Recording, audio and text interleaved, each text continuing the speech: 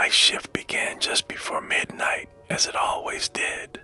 The swipe of my badge brought a green flash, ushering me into the quiet, dimly lit lobby where the hum of the vending machines drowned out the weak fluorescent lights. I placed my thermos down, woke the console, and settled into another uneventful night shift at a facility that seemed perpetually deserted.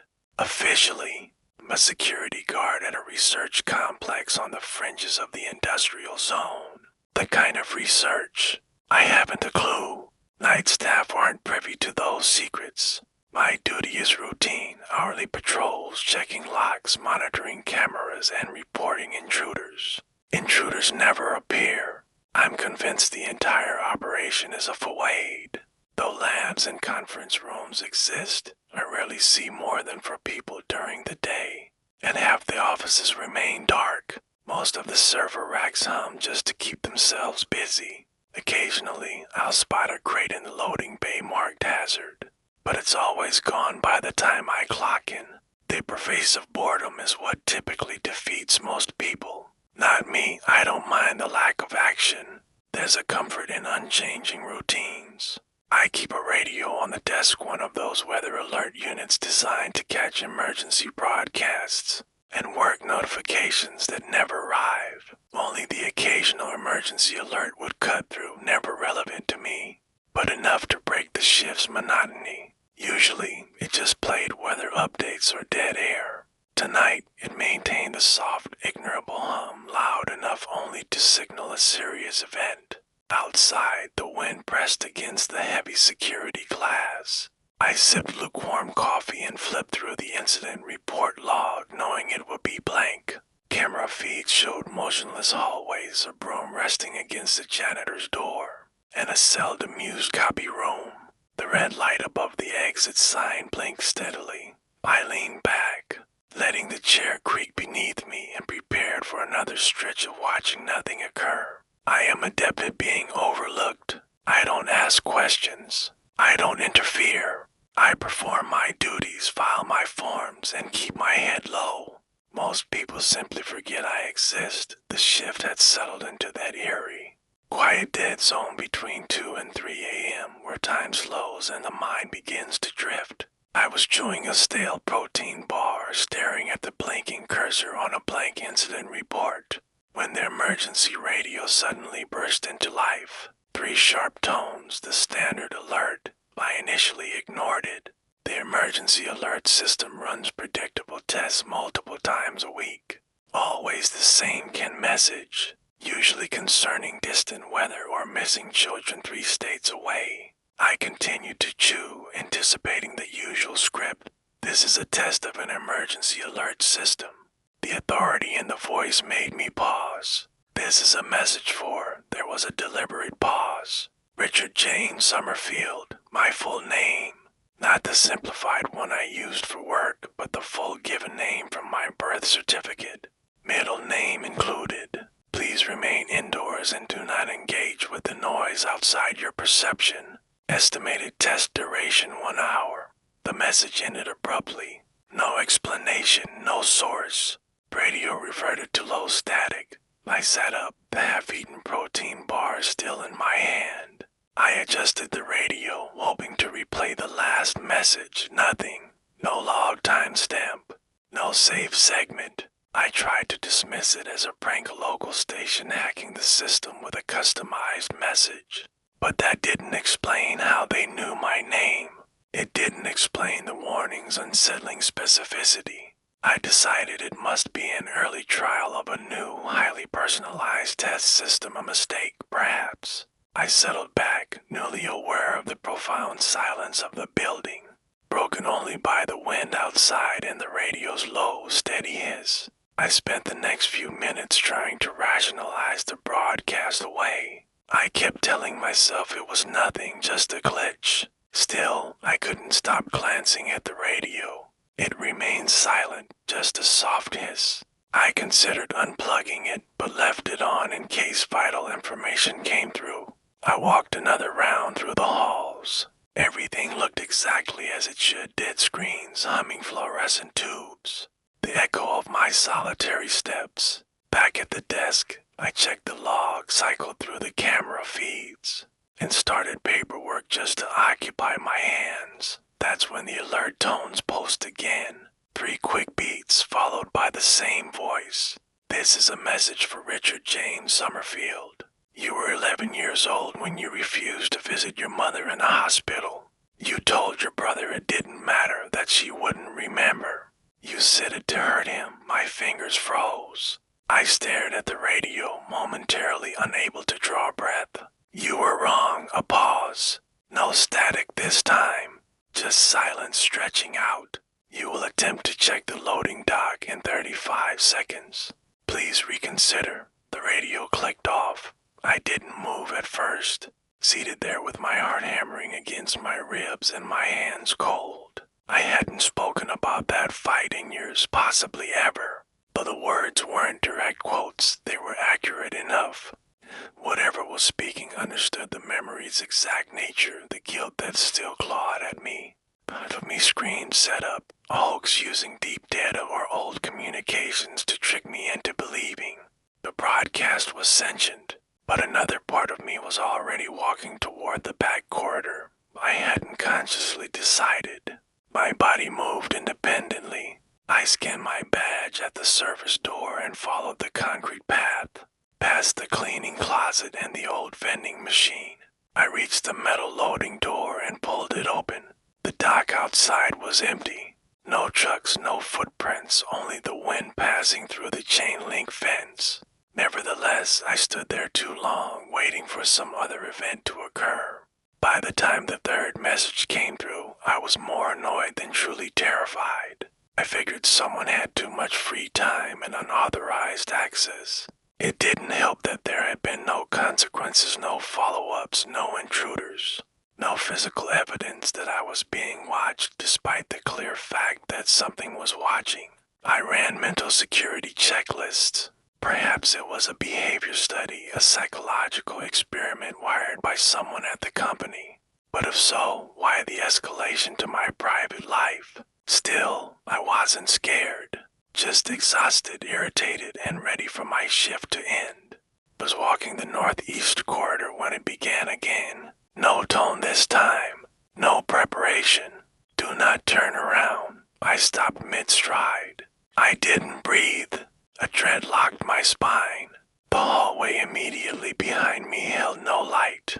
I only knew it from my peripheral vision, but it was absolute blackness, not dim, but utterly gone. I waited 5 seconds, then 10. My body remained rigid. Then, against my better judgment, I began to turn. Slowly, just a quick look over the shoulder dot, it was enough. The far wall to my left began to ripple. My vision warped at the edges, colors blurring, angles stretching impossibly. Beneath it all, a rising tide of sound began, glass shattering. Nails dragging on tile, teeth clacking too fast to be human. Ragged breathing from too many sources. And silent screams, the kind of noise that makes your insides want to retreat from your skin. I stopped. I didn't complete the turn. I didn't look into the dark. I stood there, half pivoted, jaw clenched, and then faced forward again. It stopped instantly. The lights normalized. The sounds vanished. My vision cleared. But when I looked ahead, the corridor had been altered. A rolling storage cabinet now blocked my path. A steel door stood where there had been only wall. Emergency lights outlined a new branch to the left that hadn't existed 10 minutes prior. I didn't try to force the old path open. Instead, I stared, realizing a critical detail. Whatever this was, it didn't want me to go back. It had rules, even if they were incomprehensible to me. My initial goal was simply to find the main entrance and exit any fire door. Place that hadn't been reality bent behind my back. The building was no longer familiar. Corridors I'd walked 100 times were now too short or impossibly long. Some terminated in blank walls, leading me into doors that opened to nowhere I recognized. Others turned corners that shouldn't exist. I passed a mechanical room that belonged on the 3rd floor, yet I was on the 1st. The elevator was dead. Cameras were frozen and the wall maps had been scrubbed white. Still, I pressed on. My only strategy was memory, using distorted landmarks to anchor myself and attempt to plot an exit. But often, I was simply navigating randomly based on the choices presented. This carried a severe risk. If I chose a dead end, I couldn't just turn around. I had learned that lesson. Occasionally, I flinched at a sound behind me, footsteps, a distant slamming door. Instinctively, I'd start to turn, catching just the beginning of the disruption, a ripple in the air, the layered shriek starting to bleed through. But I always caught myself. Forward only, no matter what I heard, became a reflex. Then the voice returned. No tone, it simply wove itself into the air as if it had always been speaking. Root correction in effect. Please proceed to the observation zone. Avoid interior mirrors. I stopped. The hallway ahead dipped slightly before curving. I hadn't been here in months. It only led to storage, not an observation zone. I kept moving, taking a side path that used to lead toward the lobby. Halfway down, I spotted a security mirror mounted in a corner. From my distance, I could see my blurred reflection. What stopped me was the blackness behind it, absolute pitch black, as if the space I had just traversed had been cut from the frame. Though I knew the lights were on, I stepped closer. When I stood beneath it, the reflection was gone. Mirror's surface was dead glass, dark, reflecting nothing at all. Every reflective surface I passed after that behaved the same way. I stopped checking them down at this point. I wasn't merely avoiding the system's path. I was actively working around it, determined to stay ahead of whatever route it was constructing for me. I didn't trust any of this. But if I wandered into a cul-de-sac and the walls behind me erased my retreat, I'd be stuck. Or worse, forced to turn around. I was certain something was waiting for that moment. I was moving fast now, nearly a run. My heart maintained a low, steady beat just above normal. My eyes stayed forward, scanning for changes, watching the walls for new seams. My flashlight flickered once, then recovered. I tapped my badge power gauge, still full. That's when the broadcast cut in again, without preamble. Voice spoke as if it had been listening the whole time, which I now suspected was true. You were checking the battery level. My chest tightened. It knew, then it added one more line. Avoid the next intersection. You won't listen. We are sorry. I stood in the center of the long, low corridor. Buzzing fluorescent lights overhead echoing my pulse. The radio went quiet, leaving only the soft hum of the old tubes. The prediction echoed as I moved again, slower now. Eyes narrowed as the hall opened into a crossroads. There, I heard it. Not loud, but audible. Sobbing faint, choked, wet, like someone desperately trying to stay silent. Beneath it, ragged, wet breathing followed by a single mechanical click. I stopped at the threshold, one foot still in my hallway. Crying sounded closer. I stood frozen, analyzing the voice's exact wording. You won't listen. Did that mean I was already making the wrong choice? I searched my thoughts. Was I truly deciding, or was I merely executing a pre-written script? If I walked toward the sound, was it genuine compassion or a programmed response? If I turned away, was that true defiance or another predicted branch? The hallway remained empty. The floor beneath my feet felt solid, but my mind reeled with the idea that no matter my action, I was inside someone else's designer system that needed only to predict me, not control me. I looked toward the crying, then turned the other way and walked fast and straight until the sound disappeared behind me. The lights began cutting out one by one. Not a sudden blackout, but a silent, sequential collapse. The west corridor, the break room, the hall outside the server cages. I heard the soft flick of breakers, followed by the hum of backup lighting and a low, unfamiliar siren, not urgent, but pulsing steadily. Then every screen came to life. Monitors untouched for hours, tablets still plugged in, the emergency radio. All glowed in perfect sync, displaying the same cold white text over black. Subject deviation confirmed. Sequence collapse in 12 minutes. Manual override required. You are not authorized. Proceed. That was the first time it used the word collapse. First open acknowledgement that the entire scenario was failing. Though I didn't know what it meant, I didn't stay. I kept moving toward the building's central spine, hoping motion would lead me to an edge. But the layout had shifted again. Ceilings dropped, air vents vanished, curves became tight, sharp corners. I passed a supply room identical to one seen earlier, but the desk was on the left, and the wall clock ticked backward. The floor creaked under my boots, soft and hollow. The building felt lighter, its weight shifted. The clicking resumed behind me, slower this time. Deeper, metal on tile. It echoed, multiplying until I couldn't pinpoint its direction. The air behind me grew dense, pressing against my back, not wind, but heavy pressure.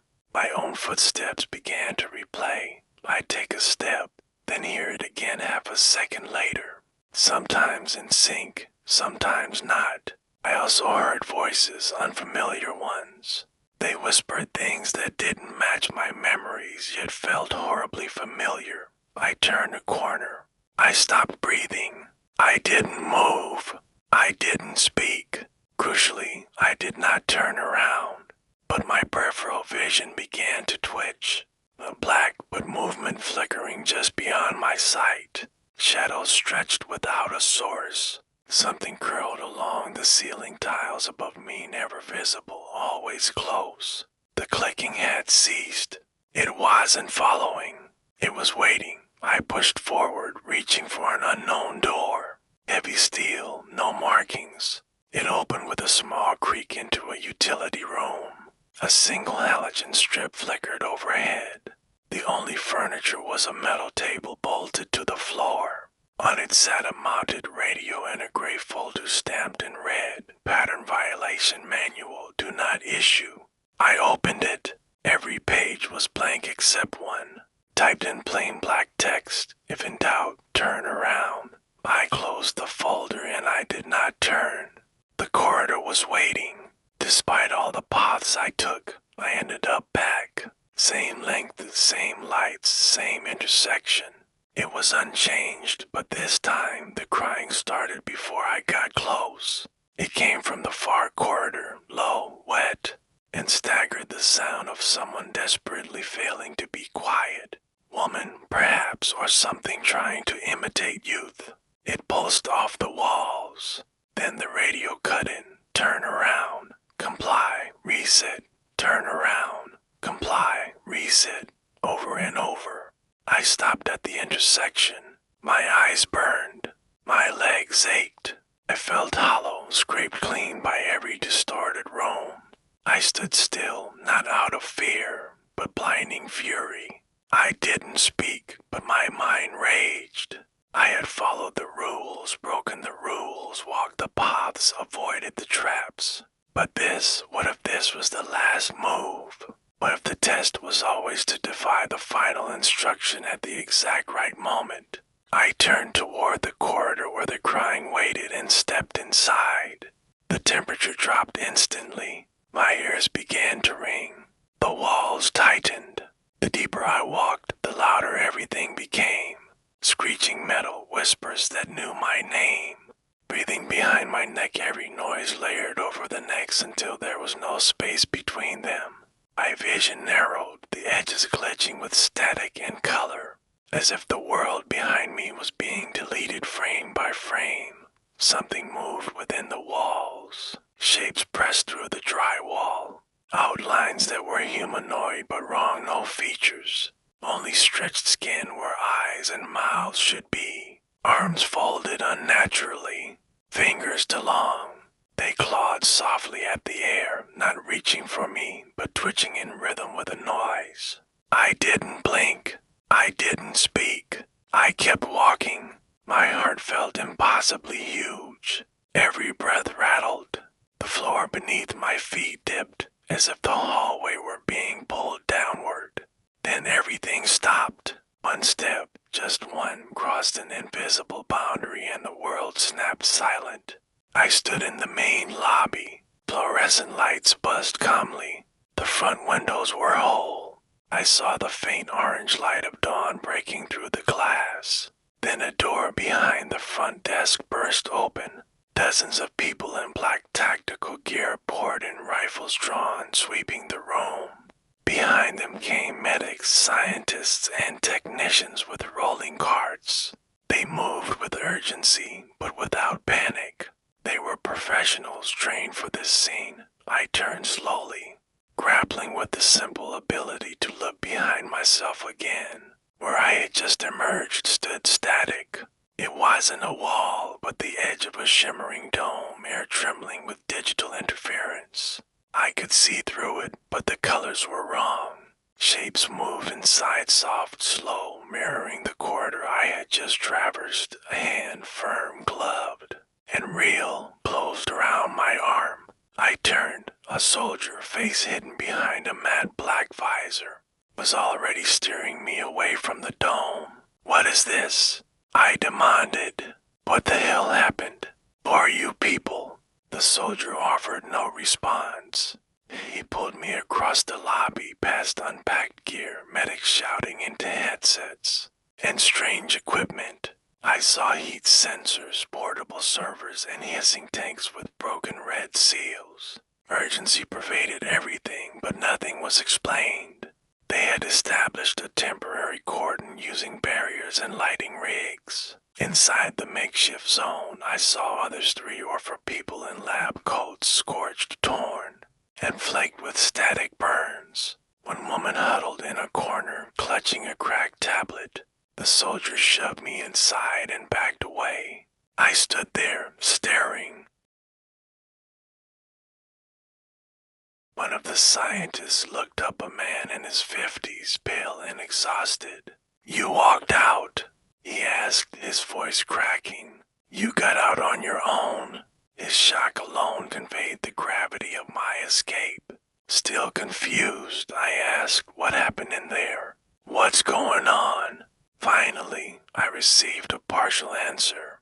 "This facility has been operating for decades.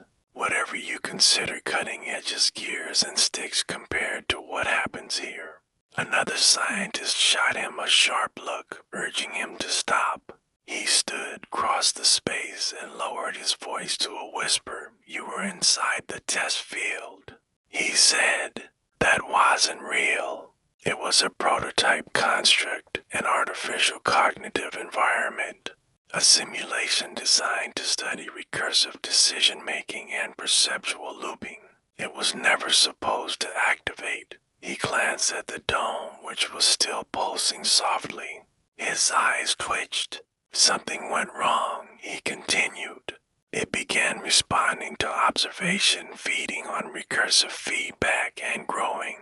The more we watched, the more it changed.